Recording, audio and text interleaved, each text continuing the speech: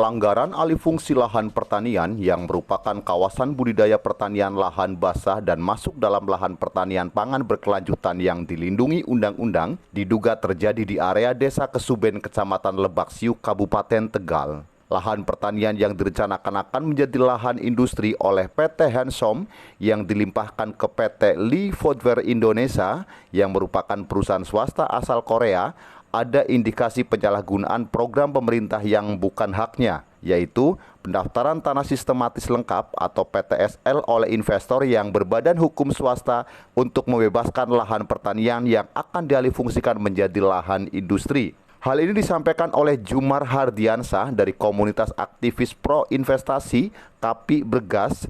Dalam proses pembangunan PT Lee Foodware Indonesia diduga ada pelanggaran pemanfaatan ruang untuk PT Hansom yang dilimpahkan ke PT Lee Foodware Indonesia di Desa Kesuben, Kecamatan Lebak Siuk. Jumar menduga ada perbuatan melawan hukum yang dilakukan oleh oknum pejabat pemerintah Kabupaten Tegal yang dengan sengaja bekerja sama dengan para pihak terkait untuk melakukan persekongkolan. Sesuai dengan somasi yang telah dilayangkan oleh KAPI Bergas bahwa rencana alih fungsi lahan pertanian menjadi lahan industri di Desa Kesuben diduga melanggar pasal 44 ayat 1 Undang-Undang Nomor 1 Tahun 2009 tentang perlindungan lahan pertanian pangan berkelanjutan karena bukan untuk kepentingan umum atau proyek strategis nasional sebagaimana yang disyaratkan pada ayat 2 Undang-Undang Nomor 41 Tahun 2009 yang telah diubah dalam Undang-Undang Nomor 11 Tahun 2020 tentang Cipta Karya atau Omnibus Law. Bahkan, Jumar Hardiansah menuding rencana alih fungsi lahan pertanian menjadi lahan industri di Desa Kesuben juga melanggar pasal 19 ayat 1 Undang-Undang Nomor 22 Tahun 2019 tentang Sistem Budidaya Pertanian Berkelanjutan.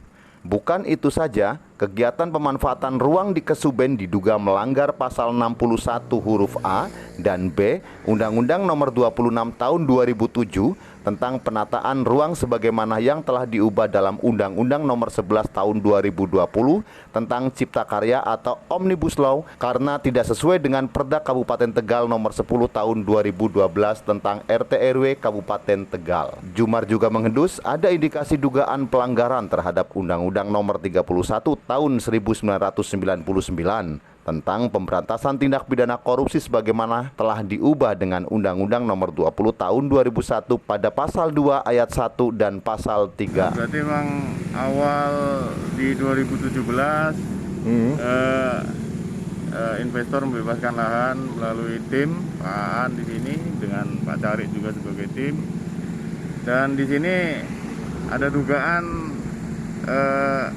ada pelanggaran alih fungsi lahan RT RW di Kabupaten Tegal serta diduga adanya PTSL yang disalahgunakan oleh oknum dalam hal ini.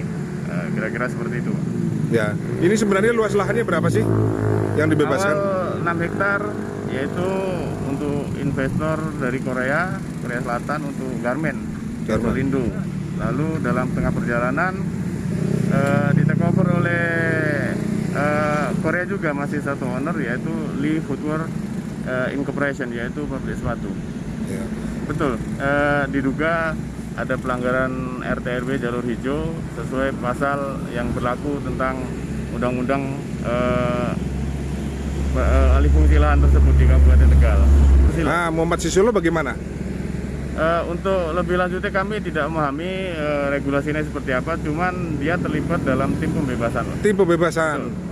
Oh, di mana kalau aturan sebagai aparatur pemerintah tidak boleh menjadi tim pembebasan lahan? Kira-kira seperti itu. Kira-kira seperti itu. Tim pembebasan lahan mulai tahun berapa? Awal 2017. Awal masuk langsung tim merekrut beliau untuk masuk menjadi tim pembebasan di sini. Sini tanahnya udah dibebaskan, dibayarkan mulai kapan DP-nya? 2018 akhir. 2018 akhir mulai pendepean dan pelunasan kemarin di 2020 akhir. Untuk berapa luas? Step by step ya, dari mulai 6 hektar lalu bergulir dari take over ke 20 hektar. 20 hektar itu sudah DP semua apa lunas? Sekarang sudah lunas semua. Sekarang sudah lunas? Dan saya tidak mengikuti prosesnya. Nah, diduga itu ada fee buat tim itu bagaimana menurut Bapak? Besaran fee dari investor yang lebih jelasnya nominal berapa saya tidak mengetahui, kami tidak mengetahui. Cuman untuk MOU-nya, yang MOU beliau-beliau. Oh itu, yang informasinya dari pihak ketiga kepada pemilik tanah itu per meter 75.000, benar? Masing-masing Pak, di sini subsidi silang, dilakukan subsidi silang. Subsidi Yaitu silang, harga yang tidak sama dari mulai depan sampai ke belakangnya seperti itu. Dijual ke investor dengan harga yang flat. Dengan MOU-nya yaitu awal Pak Anisanto, Ya. lalu MOU kedua nih Pak Kismanto. Kismanto. Ya. Pertama kali pembebasan lahan 2017 tersebut, Bapak Caru sudah tahu bahwa lahan-lahan tersebut mau dikondisikan untuk pabrik gitu. Sudah tahu. Dan kebetulan beliau punya rekanan yang di birokrasi, termasuk waktu itu wakil ketua dewan juga teman sekelas beliau. Ada lobby-lobby apa, saya tidak pernah mengikuti meeting dan saya tidak tahu. Lobby-lobbynya seperti apa saya tidak mau tahu.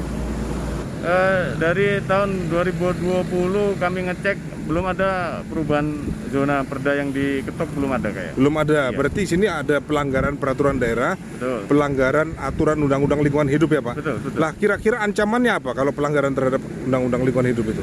Nah, sesuai undang-undang yang berlaku di situ untuk oknum-oknumnya tentu ada pidana kurungan penjara di sana, terus ada denda dan lain-lain. Dan untuk investor sendiri sesuai aturan yang berlaku harus menggantikan 3 kali lipat lahan yang dibebaskan di sini. Untuk Berarti lahan kalau hijau mengganti pembebasan yang di sini sudah dilakukan 20 hektar, mereka harus ketentuannya harus mengganti 60 hektar. 60 hektar. Iya, untuk lahan produktif pertanian Lahan produktif hijau. ini. Betul. Itu pun harus dengan regulasi RUU yang digarap di sini, diketok. Oh gitu. Iya. Bagaimana Anda mengetahui bahwa lahan-lahan ini adalah lahan hijau? Awalnya ditemui dari kabar apa? Saya pernah mendengarkan informasi dari tim bahwasannya ini mereka sedang melobi untuk merubah zona, sehingga ada rekomendasi dari dinas-dinas terkait tersebut untuk rekomendasi boleh didirikan pabrik. Seperti itu yang saya tahu. Cuman dalam bentuk tulisan seperti apa saya kurang mengetahui waktu itu karena saya tidak pernah ikut meeting. Dinas-dinas mana saja yang kira-kira diduga ada keterlibatan untuk melakukan lobby-lobby itu? Yang patut diduga di sini Dinas Perkimtaru, Bapeda, terus PTSP. PTSP. Terhadap dugaan Jumar, M. Nugroho, staf Dinas Pertanian dan Ketahanan Pangan, Dinas Pertanian Ketahanan Pangan Kabupaten Tegal, membenarkan bahwa terhadap area yang dimaksud adalah benar lahan hijau dan karenanya tidak akan pernah mendapatkan izin untuk pembangunan pabrik. Upaya pendaratan memang bukan sepenuhnya kewenangan Dinas Pertanian dan Ketahanan Pangan, namun demikian mestinya dilibatkan. Tetapi sudah setahun ini pihaknya tidak merasa dilibatkan dan saat ini kebijakan pendaratan ditangani di Perwaskitaru Kabupaten Tegal. Terkait lahan hijau yang sesuai aturan dilanggar, Nugroho menjawab simpel, setiap pelanggaran hukum bakal ada konsekuensinya. Ya intinya terus itu biasanya kalau pendaratan kayak gitu itu ada tim 9 ya Pak ya. Tim 9. Tim 9 intinya ya meliputi dari Pertanian. petok ke darat, otomatis kalau darat timbul sertifikat kayak gitu. Iya, Pak. betul. Memang bukannya di sini menangani semua, cuma Dinas Pertanian tetap dilibatkan. Intinya kayak Iya, gitu loh, Pak. Cuma semenjak mulai kapan ya kalau nggak salah tahun ini semua proses pendaratan itu yang menangani kalau nggak salah Perkimtaru ya Pak ya. Perkimtaru. Perumahan dan pemukiman tata ruang. Salah ya kayak PU, terus lingkungan hidup, terus bagian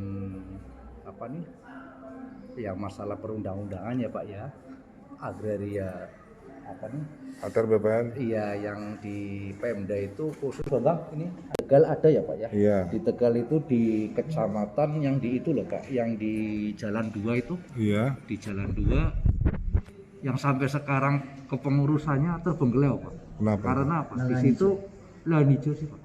Lah, Kalau dulu itu yang ke Subang itu jalan hijau ya?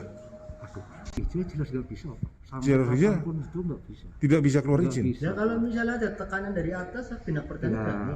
intinya kayak gini Pak, itu memang ada ya maaf lah, wong namanya peraturan kalau kita langgar pasti ada konsekuensi hukumnya ya Pak ya.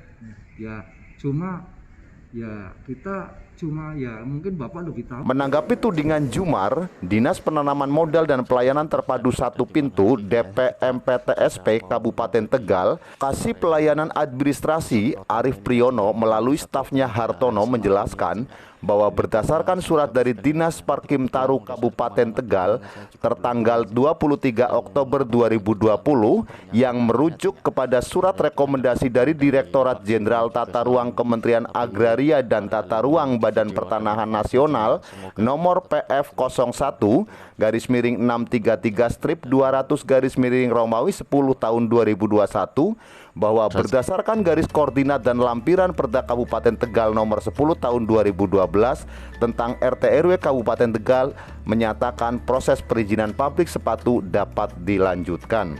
Bukan itu saja, dalam kaitan pendirian pabrik sepatu di Kesuben Klebak Siu Kabupaten Tegal, BPN juga memperbolehkan dengan alasan dalam rangka pertimbangan teknis untuk izin lokasi. Kimtaru terhadap PT Lei Power Indonesia menanggapi surat saudara melalui perihal permohonan informasi tata ruang di koordinat. Nih ada koordinatnya karena pakai ini. Ya. Desa Kesuben, Kecamatan Lebak Siu untuk pabrik sepatu seluas 160.000 meter persegi. Bersama ini kami sampaikan sebagai berikut. Berdasarkan lampiran Perda Kabupaten Tegal nomor 10 tahun 2012 tentang rencana tata ruang Kabupaten Tegal, areal yang dimohon berada di peruntukan kawasan pemukiman perkotaan dan pusat layanan kawasan Lebak Siu dan kawasan pertanian tanaman pangan. Ya. Berdasarkan surat dari Direktur Jenderal Tata Ruang Kementerian Agraria Tata Ruang Badan Tata Ruang Pembangunan pabrik gula dan pabrik sepatu di Kabupaten Tegal Provinsi Jawa Tengah disebut bahwa proses perizinan rencana pembangunan pabrik gula, pabrik sepatu provinsi dapat dilanjutkan. Ini mendasari dari Direktur Jenderal Kementerian Agraria bahwa berdasarkan ketentuan sebagaimana tersebut di atas, lokasi yang ditunjuk diperbolehkan untuk pabrik sepatu tahun 2020. 23 Oktober 2020. Kepala Kimtaru Kabupaten Tegal itu meneruskan surat dari mana katanya? Dari Dirjen Tata Ruang Kementerian Agraria nomor PF01-33/200/10 Romawi 2020 ke Kimtaru itu 16 hektar berarti. 16 hektar. Okay. Dan tidak hanya persis ini juga dikuatkan oleh BPN. BPN juga membolehkan. BPN juga membolehkan bahwa di sana untuk pabrik sepatu ya Mas. BPN. Nih. Pertimbangan teknis pertanahan dalam rangka izin lokasi.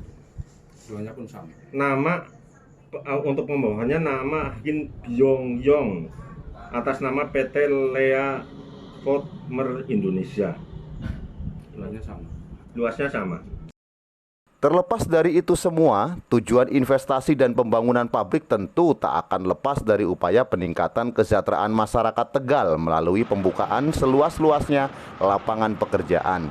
Namun demikian, tentu prosesnya harus sesuai aturan dan ketentuan yang berlaku, sehingga kehadiran para investor di Kabupaten Tegal diharapkan jangan sampai menciptakan kekacauan dalam tata ruang di Kabupaten Tegal dan menimbulkan iklim investasi yang tidak sehat di Kabupaten Tegal, yang tentunya dapat berdampak pada rendahnya kepercayaan investor untuk menanamkan modalnya di Kabupaten Tegal. Teguh Haji Wiguno melaporkan dari Lebak Siu, Kabupaten Tegal.